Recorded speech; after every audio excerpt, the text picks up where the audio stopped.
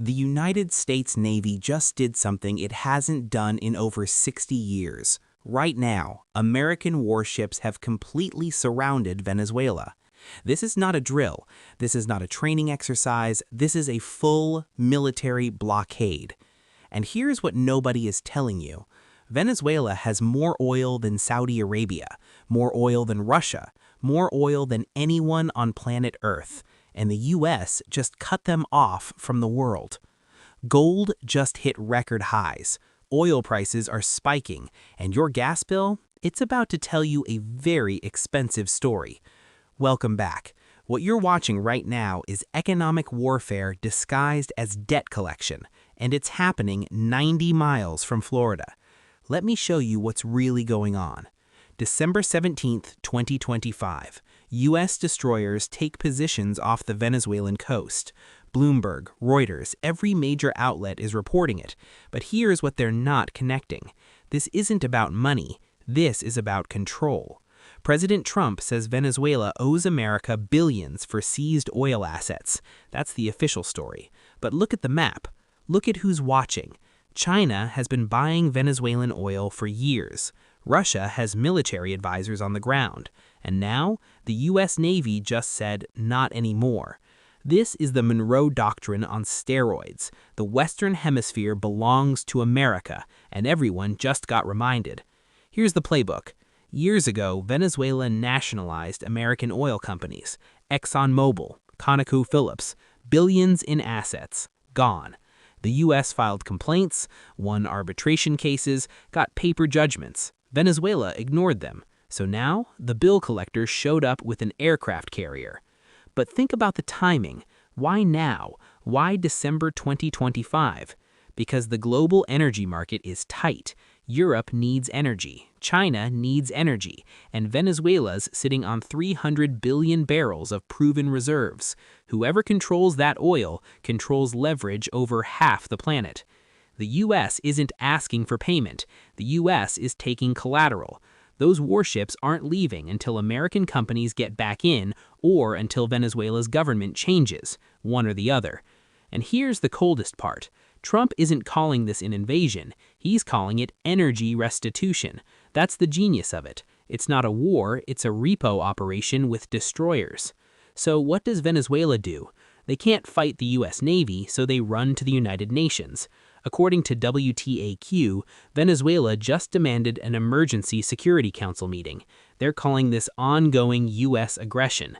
They want international law. They want condemnation. They want sanctions on America. Here's the problem. The U.S. has veto power. Russia and China will give speeches. They'll call America a bully. They'll defend Venezuela. And then, nothing. Because the Security Council can't stop the U.S. military. Venezuela knows this. This UN move is just buying time. They're hoping international pressure forces America to back down. But looking at this administration, pressure makes them push harder. This is where it gets personal for you. Open your investment app right now. Look at gold.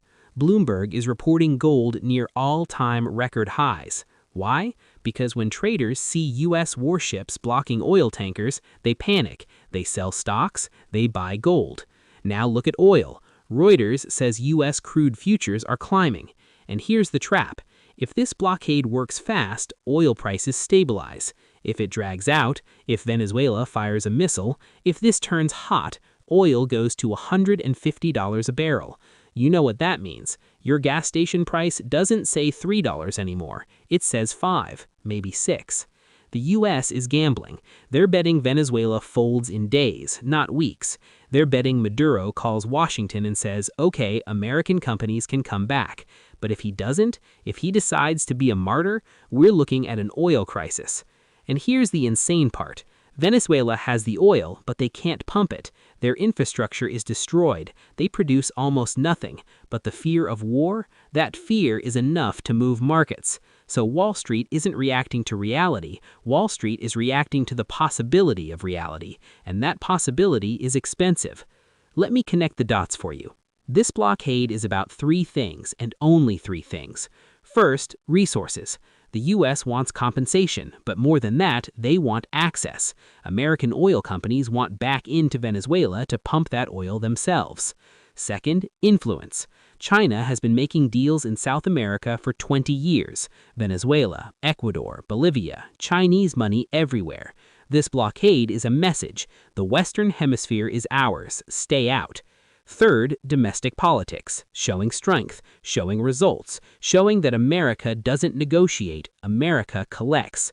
The U.S. is telling the entire world, if you take American assets, we don't care how long it takes. We will park a navy on your coastline and we will get our money back. Venezuela has two choices, submit or suffer. If they submit, American oil companies go back in, oil prices eventually drop, and you pay less at the pump. If they resist, this blockade continues, oil prices spike, and inflation comes roaring back into the U.S. economy. The gold market is betting on fear, the oil market is betting on scarcity, and the U.S. Navy? The U.S. Navy is betting on submission. Here's what happens next. The UN Security Council meets this week.